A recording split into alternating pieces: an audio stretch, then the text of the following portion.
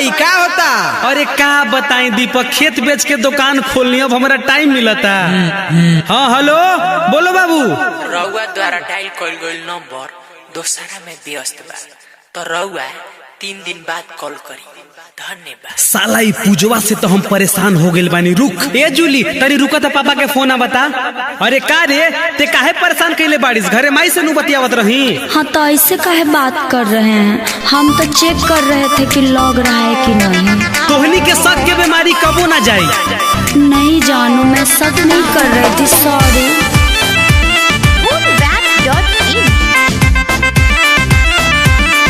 ये क्या है बाबू? चल हट। 2 बीघा रे खेत बेच के खोलनी दुकान मोबाइल के, खेसारी के फोटो लगाया हूँ अपना प्रोफाइल पे। 2 बीघा रे खेत बेच के खोलनी दुकान मोबाइल के, खेसारी के फोटो लगाया हूँ अपना प्रोफाइल पे।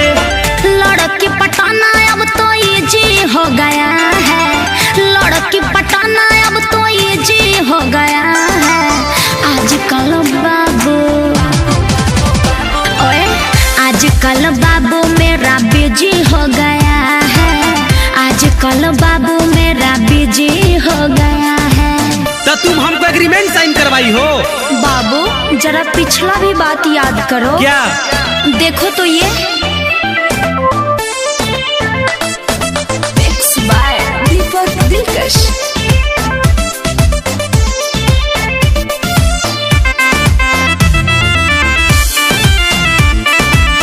अरे चल हट यार, मुझे फर्क नहीं पड़ता। सुन क्या? सज सवर के सभी कुंवारी कॉलेज को जब चलती है, पहले आके पास मेरे नैन मटक्का करती है।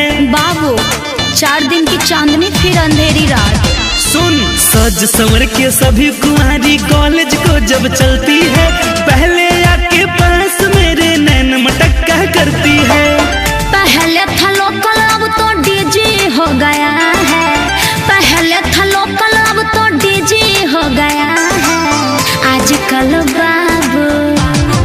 बाबू आजकल बाबू मेरा बिजी हो गया है, आजकल बाबू मेरा बिजी हो गया है।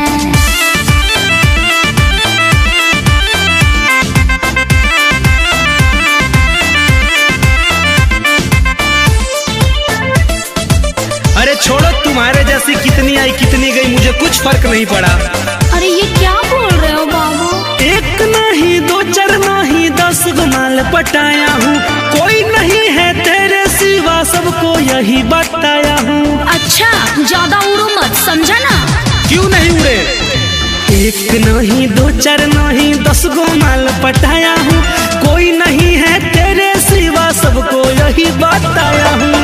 लड़कियों के पीछे दिल क्रेजी हो गया है, लड़कियों के पीछे दिल क्रेजी हो गया है आजकल बाबू।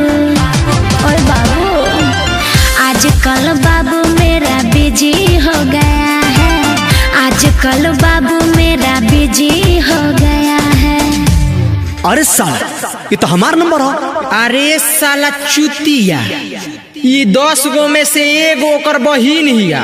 साला तू जौने थाली में खाता है वही थाली में छेद करता है। मार सक मार मार मार। अरे अरे बहुत कुत्ता है, मार चप्पल से, हरामी को। हमरा मार के कपार कन फोड़ देबे। अरे तर यार नु है, गलती हो गई, सॉरी। dhoonweb.in